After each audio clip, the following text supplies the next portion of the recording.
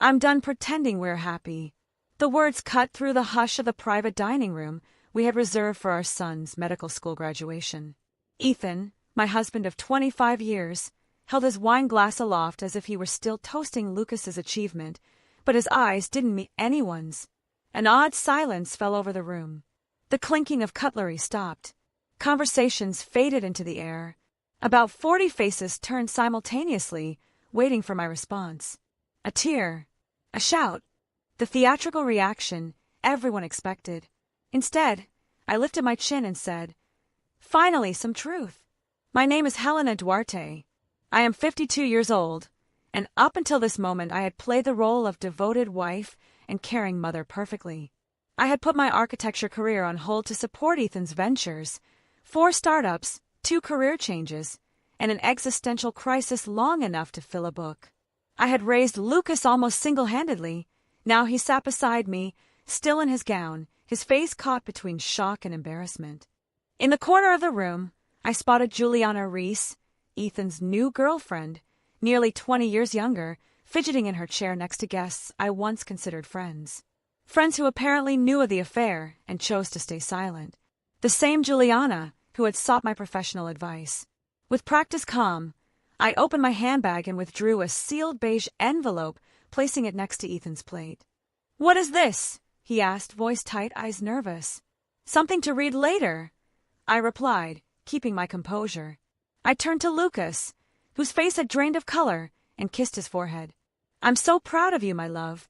Today is still yours." Then I stood, smoothed my dress, and addressed our stunned guests. "Please enjoy your meal. I wish you all a lovely afternoon." With that, I walked out with my head held high, feeling dozens of eyes on my back.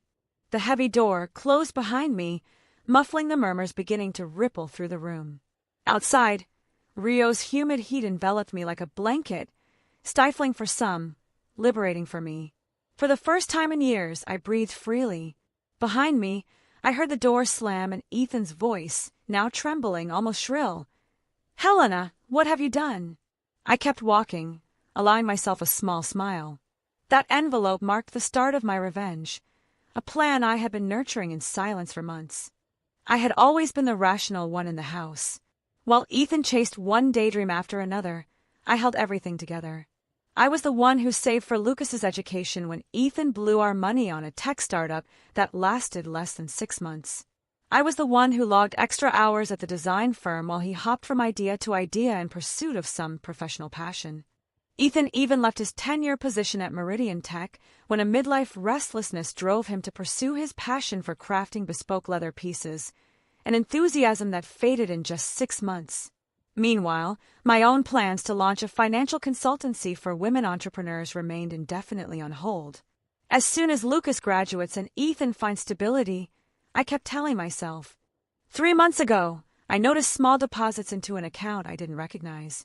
Having managed the family's finances for over 20 years, those transactions stood out like red flags. I could have confronted Ethan immediately, but something held me back. Intuition, or perhaps the silent chasm that had grown between us for some time. Instead, I began a discreet investigation. What I discovered was worse than I imagined. Ethan had been siphoning off funds into a separate account for over a year.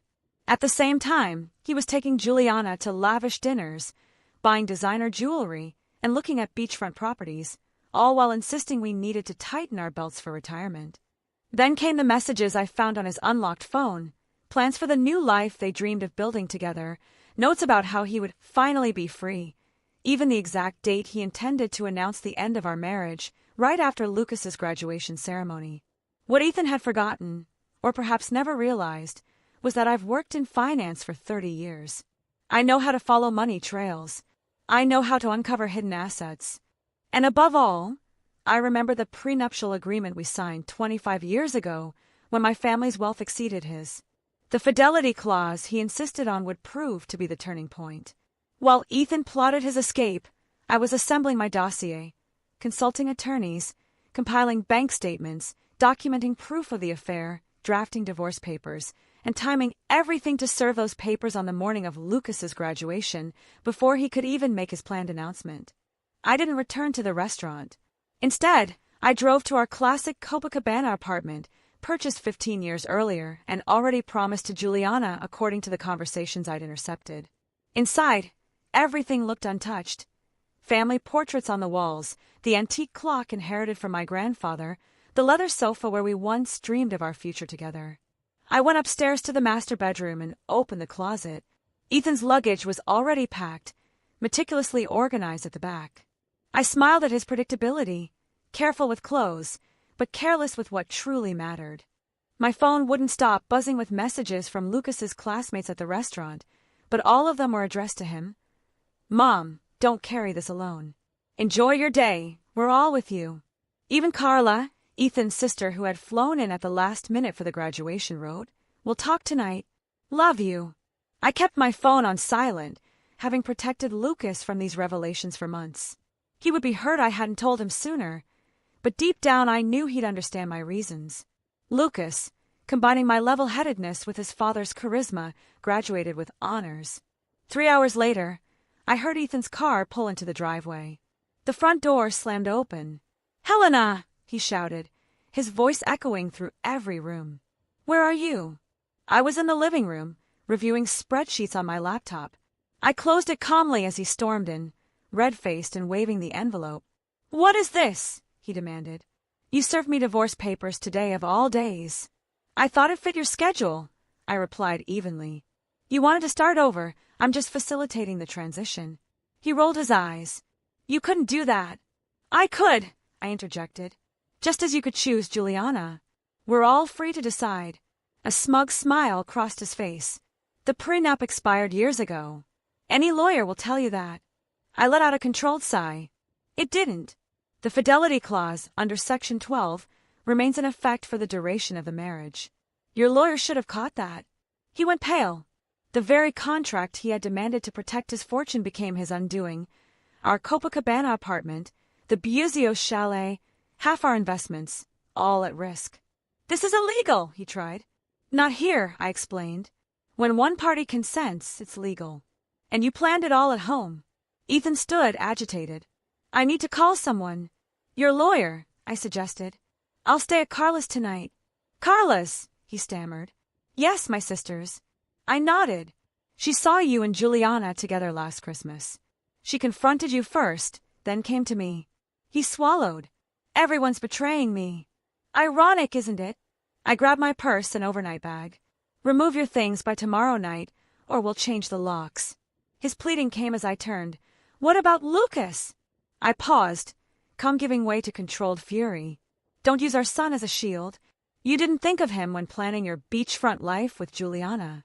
His phone buzzed again. "What now?" I asked. "Juliana's already at the apartment. That one you registered in both our names last month." I smiled. "Check with the leasing office." The application was rejected. He fell silent. I walked out, leaving Ethan to face the fallout. His certainty crumbled faster than he could process. I went to Carla's charming bungalow near the university. She greeted me with a tight hug. "I heard from Lucas," she said, leading me to wine in the kitchen. "I never imagined Ethan would make such a scene," Carla said, pouring 2 glasses. "In front of everyone." "It was meant to humiliate me," I replied, accepting the wine. But he underestimated my patience. "A public rejection," I murmured. He exposed me, with no chance to defend myself without looking hysterical. Carla's face darkened. My brother always had flair for drama, but this I never expected. We settled in her sunroom, surrounded by ferns and bookshelves. Carla, who never married, devoted herself to literature and independence, freedom I sometimes envied. "What was in that envelope?" she asked. I detailed the divorce petition, evidence of his financial deception, and the prenuptial clause that would cut him deeply. "The prenup!" Carla laughed bitterly. "I remember when he insisted. Father had just funded his first business, and he was terrified of losing a penny." My phone buzzed. It was Lucas. "I'm on my way," he whispered. "No hurry," I said. "I'm okay. Dad says you've lost your mind, that you planned this for months." "He'll twist the story," I said. "Let him. The truth will surface." 20 minutes later, Lucas arrived in gown, makeup smudged. He collapsed into my arms. "Why didn't you tell me?" he asked. I didn't want to ruin your final semester. You earned this day. He wiped his tears. Dad ruined it. In the middle of our talk, I received Philip's SMS. The emergency motion was granted, our joint accounts frozen, with limited funds for Ethan's basic needs. I showed Carla and Lucas. He deserves it, Lucas said firmly. I reminded him, he's still your father.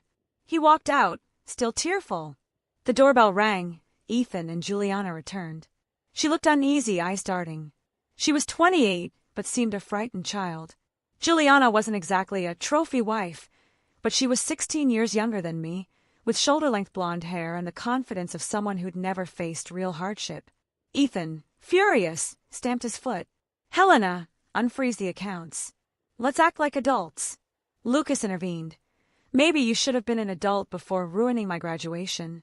Chaos ensued. Carla ordered them out, I stood firm. The accounts will remain frozen until the preliminary hearing, I declared. It's in 3 days. Ethan sputtered. And I'll be left with nothing. You have your personal account, I reminded him. That should suffice. He ignored Juliana's question about its balance. This is revenge, he accused. Perhaps you never knew me. I shot back. Lucas confronted Juliana. Did you know Dad would do it at my graduation? She blushed. He hadn't told her. Ethan glared. You two should leave, Carla said. Lucas's face hardened. You're a coward who stole from us. Ethan tried to defend but recused himself as Lucas told him to go. Lucas collapsed on the sofa. We held each other, and Carla toasted to new beginnings. The preliminary hearing on a rainy Tuesday was swift. The judge upheld the prenup, maintained the freeze on our joint accounts, left Ethan access to only his personal funds, and granted me possession of the house under the infidelity clause. The full hearing was set for 30 days later. In the courthouse corridor, Ethan pleaded for our 25 years. They meant everything, until you decided they meant nothing. I replied, leaving him to face reality. Word spread. I kept my statement brief. We're separating. Ethan's facade collapsed. 2 weeks later, Carla called with news. Juliana had moved out, having discovered Ethan's lies. I smiled. He was always an illusionist. Meanwhile, I launched my long-dreamed consultancy for women in transition. Demand grew quickly. My daughter Gabriella, now in Belo Horizonte, called proud of me. Sometimes we can't see beyond what we want, I told her. On what would have been our 28th anniversary, the judge confirmed the prenup. Ethan left with personal belongings and scamp funds. I kept the home, retirement accounts, and 75% of joint investments. He tried one last plea. Can I fix this? To which I said, that door is closed. 6 months later, Helena Duarte Financial Transitions thrived in a larger office with 2 associates. Gabriella visited often and remarked, if Dad had been honest, he might have kept half. I replied, the key was always honesty. The envelope at the restaurant wasn't just my escape. It unlocked a door to reinvention, allowing me to reclaim myself.